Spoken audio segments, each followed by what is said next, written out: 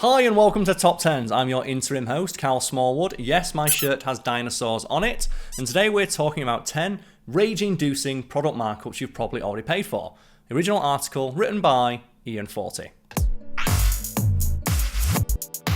After the COVID-19 hit and we got into the swing of the pandemic, the world economy took us all for a ride. Prices rose dramatically across the board for gas, food, and pretty much everything else you can think of. And in many cases, they stayed high even after it made no sense, and reports of companies making record profits came up, destroying much of the narrative around supply chain issues. But the incredible markups are nothing new in the world of business, and we all pay through the nose for items that should be much cheaper. For example, did you know mattress markups range from 40% to 900%?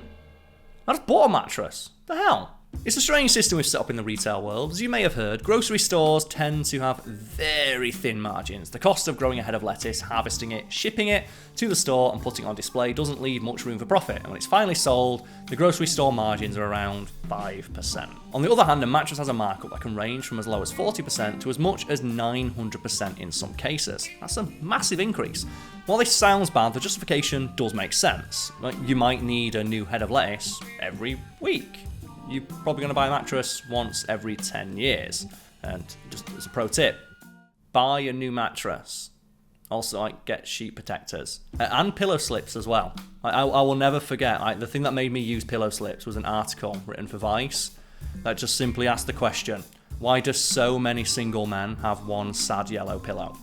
And from that day, I've never not had pillow slips and multiple pillows. Trust me, fellas, it'll do wonders for your love life.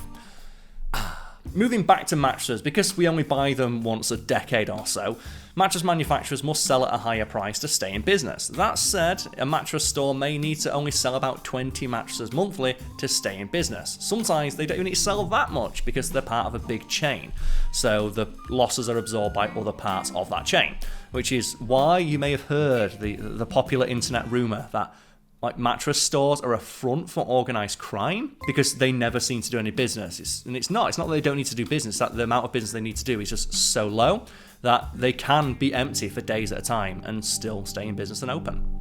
Isn't learning fun? Number 9, funeral homes can mark up caskets as much as 500%.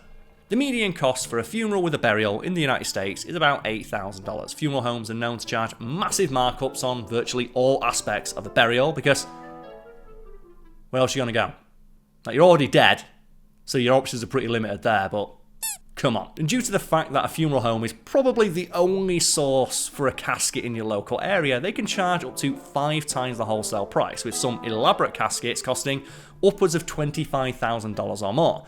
Markups of 200 to 400% are not only commonplace, but the expected norm. Put some hard numbers on that. Between 1986 and 2016, the price of caskets more than doubled, far outstripping inflation or any other potential economic reason for that increase. So again, you're gonna do? Already dead. Dead guys don't get that much choice. Number 8, text message markups are staggeringly high. How is your cell phone plan? I feel so weird. I'm sorry, Dad. It's an American website. They make me sell cell phone. I want to say mobile phone. I have to say cell phone. Does it have unlimited data? Does it have unlimited texting? Well, in 2015, it was noted that about 88% of US cell phones had unlimited texting plans. Based on the rates carriers charge, this is an absolute necessity for the consumer. Carriers like Verizon charge about 20 cents per text if you don't have unlimited text as part of your plan. It costs them about 0.3 of a cent to send that text, however, which equals about a 6,000% markup. Cause you. Wait, can I swear in these? Cause you. Now that admittedly might not sound like much, but if 12% of phones don't have unlimited texting, and there are around 320 million phone connections in the US, that means 38.4 million phones don't have free texting. And one source estimates that Americans send and receive an average of 32 texts per day. And for anyone curious, that amounts to about $245 million per day that no one needs to really spend because, let's be honest here, the carriers can absorb that cost. Number 7. Printer ink has huge markups and sells at lower volumes. Few things are more frustrating than a home printer. This has been a joke for years now. When you can get them to work, you still have to deal with running out of ink and buying expensive new cartridges all the time. In fact, it's a running joke now that the cartridges cost more than the printer themselves, and there are multiple confirmed stories out there of people buying printers for less than the cost of a replacement cartridge. And that's because ink is the real moneymaker for printers, and manufacturers offer the hardware very cheaply because they know that they'll make a killing on the ink. For anyone curious, it's the same marketing strategy for things like razors, which sell the razor itself for low and charge bigger markups on the replacement blades. Now, many printer manufacturers sell the same size ink cartridges but drastically decrease ink volume, to the point where, due to the rising cost of ink and the decreasing amount of ink available in printer cartridges, prices have increased by as much as 300%. Keeping in mind, the markup is already several %. On top of that, that's a pretty sizable markup for some ink. Like, pro tip, just go to your library. Local library folks, they'll do it for a couple of pence, or a couple of cents for you Americans. Number 6, HDMI cables have massive markups. If you head to Amazon right now and look for a HDMI cable, you'll find some under $5 and many more under $20. But some cables cost anywhere from $40 to $80 or more, depending on where you look. For example, in 2018, Wireworld had a $10,500 HDMI cable that claimed to have, and I quote, 24 conductor DNA Helix design composilex insulation and solid silver conductors. Whatever the hell that means. So you might be wondering, and is an expensive HDMI cable with DNA Helix design a thing anyone needs, you ask? Not really. Cables are where electronic stores make money. $10 worth of cable can be sold for about $100 at high-end stores to maximize profits. In one case, a HDMI cable sold at Best Buy for about $40 was found at another store for $4, giving a 1,000% markup. In fact, like most higher-end HDMI cables are only really necessary to play high frame rate games on your TV. And even then, you need like a high frame rate monitor to do so. So for the most part, just watching TV, a regular HDMI cable will do. And in fact, there are stories out there of people constructing HDMI cables from resoldered coat hangers that work just as well as one you could buy from the store for about $100. Eat monster cable. Sorry. Eat poop monster cable. Number 5, wedding dresses are dramatically marked up compared to identical non-wedding dresses.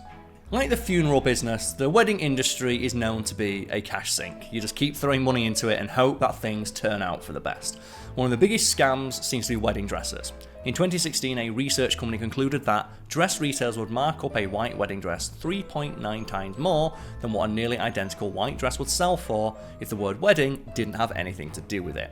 Now, a counter argument to this might be that more craftsmanship goes into making an actual wedding dress than just a white dress itself. However, if you look at dresses for bridesmaids, the same thing happens. A bridesmaid's dress will cost nearly twice as much as a nearly identical dress that hasn't been listed as being specifically for bridesmaids. And according to at least one source in the original article for this video, a wedding dress could cost as little as $200 to make, but then will retail for as much as $5,000. And these can very often be brand name cookie cutter dresses, but the store selling them will hide the manufacturer's name so you don't know you're getting a factory made dress that can be made cheaper elsewhere. Keeping brides in the dark also allows the industry to thrive on markups. Number 4, restaurants mark up little things by surprisingly large percentages. We all know that when we go to a restaurant, it'll cost more for the food than it would if we just made it at home. You're paying for the convenience and the experience, and the price will very often include the cost of the product, the cost of the labour, and the cost of all the restaurant overheads. After that, there has to be enough to make a profit after all. So, none of this is a mystery, and we all accept this as a price of going to a restaurant. However, it is interesting to note how much things in a restaurant can get marked up. We often don't stop to think about what it means when we see on a menu that our sour cream will cost an extra 50 cents, and that guacamole is nearly $3. For example, a meat pizza can have a markup as much as 636%. That guacamole may cost Chipotle just over 50 cents to produce, making the markup close to 500%. Hamburgers, on the other hand, can be marked up as much as 355% or more, while pizza toppings that may be $2 each or more can be over 500%. One of the biggest markups, though, comes in the form of soda. A 2-litre bottle of Coke can be as little as $2 or about 0.03 cents per ounce. A small McDonald's Coke is 12 ounces, which would retail for about 36 cents. They used to charge $1 for those, but they're up to $1.79 now in some markets. That's nearly a 500% markup. In casual dining restaurants, the markup gets even higher and can be up to 1,000% in some cases. Number 3, glasses markups are as high as 1,000%. If you wear glasses, you probably dread any time you need new ones, aside from the inconvenience of getting your eyes checked and the doctor blowing to your eyes, the cost of new glasses can be very, very intimidating. Admittedly, things have become much more reasonable in recent years thanks to online stores that offer you glasses at greatly reduced prices. But have you ever stopped to think about how an online store can sell you a pair of glasses that would normally retail for several $100s in a brick and mortar store for a fraction of that price? And obviously not having the overheads of a brick and mortar store is part of it, but it also helps that glasses are ridiculously marked up even before they take this into account. And the answer to why they do this is because they can. So according to two former executives from LensCrafters, they've admitted that their glasses are marked up to as much as 1000%. And the reason is that the same company produces most glasses. That company, Luxottica, has nearly cornered the market on glasses and even owns the stores where you buy them. They make the frames and they own the stores. And they even, as an additional screw you to anyone out there who needs glasses, own an insurance company that covers vision benefits. Meaning that they get you to pay them to pay themselves, which allows them to artificially increase the prices because, hey, what the hell else are you going to do? Number 2, bottled water markups can get astronomical. Now, to address the elephant in the room, I'm far more common than the previous host of this channel, and as such, the way I pronounce words is admittedly very funny. And I am aware that there is a trend online of making fun of the way British people pronounce bottle of water, so I will say it the funny way just this once. Bottled water is a huge industry, worth over about $283 billion in 2021. It was only in the mid-90s that bottled water became a ubiquitous thing. The idea of paying for a bottle of water was considered stupid before that. However, in the following decades, it becomes something that people not only can find, but expect in pretty much every location they go. Now, many bottled water companies will try to market their water by saying that it comes from a fresh spring or a mountain somewhere, but not all bother to do that. Many brands of bottled water just plain old tap water. Dasani, for example, which was once colourfully described as tasting like your foot fell asleep, use the same water that Coca-Cola uses for everything else they make and comes from the municipal water supply at their own factory. With that in mind, let's do some maths, shall we? So San Francisco has some of the most expensive tap water in the continental United States. You're probably going to pay about $6 per cubic metre for tap water. There are about 33,000 ounces in a cubic metre of water, so per ounce San Francisco's tap water costs about 0.000018 cents. A single 20-ounce bottle of Dasani costs about $2 at Walmart, or about $0.106 per ounce. That makes Dasani, which is, remember, tap water which tastes like shit, 589 times more expensive than San Francisco tap water, and that's at the lower end of the scale. Of course, the price difference can dramatically change based on sources, and in some cases the markup gets as high as 280,000% for designer water that I think we can all admit is grossly overpriced. Number 1. Movie theatre popcorn markups are over 1,000%.